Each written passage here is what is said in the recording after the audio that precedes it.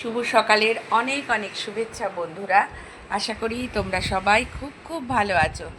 সর্বদাই তোমরা সবাই খুব ভালো থেকো, আমিও খুব ভালো আছি। আর চলো, আজকে আমি আমার ব্লগটাকে কিভাবে সাজালাম, কি রাখলাম, তার জন্য আমার সাথে কিছুক্ষণ সময় দিতে হবে।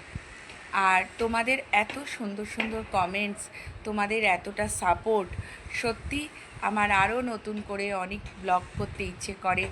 নতুনভাবে যতটা আরও নিজেকে গ্রুমিং করা যায় সেই চেষ্টা সবসময় ভাবি। তোমাদেরকে অনেক অনেক ভালোবাসা আর ঈশ্বরের কাছে প্রার্থনা করি আমার এই প্ল্যাটফর্মের প্রত্যেকটা বন্ধু প্রত্যেকে যেন খুব ভালো থাকে। চলো তাহলে পরের অংশে। কালকে তো বিপত্তারিণী পুজো ছিল, আমরা সবাই জানি। এটা কিন্তু আমার শনিবার দিনের তোলা ভিডিও।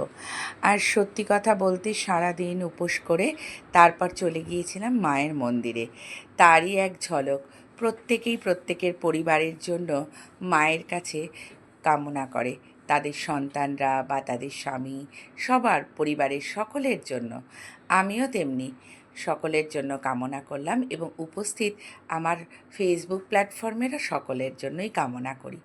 তারপরে আমাদের এখানে বিশাল সমারোহে জগন্নাথ দেবের উৎসব হয়, মানে রথযাত্রা উৎসব।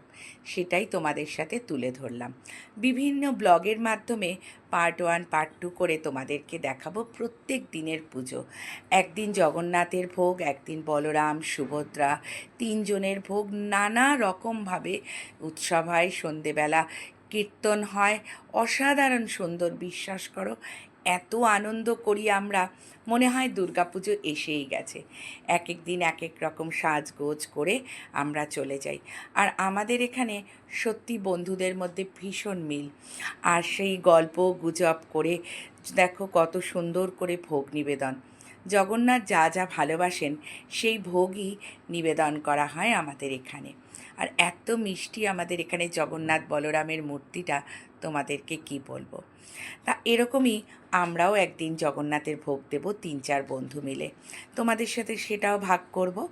তা দেখা যাক কীরকমভাবে সেটাও আমরা করতে পারি, কতটা করতে পারি, সবই তো ঈশ্বরের কৃপা। আর বিশ্বাস করো, আমাদের দুবেলা এখানে ভোগ নিবেদন এবং প্রসাদ বিতরণ এত সুশৃঙ্খলভাবে হয় না, সেটা যে কী সুন্দরভাবে লাগে। মানে আমার যেন মনে হয় এখানে না থাকলে আমি জীবনটাকে উপভোগই করতে পারতাম না। চলো, আজ এইটুকু বিদায় নিলাম।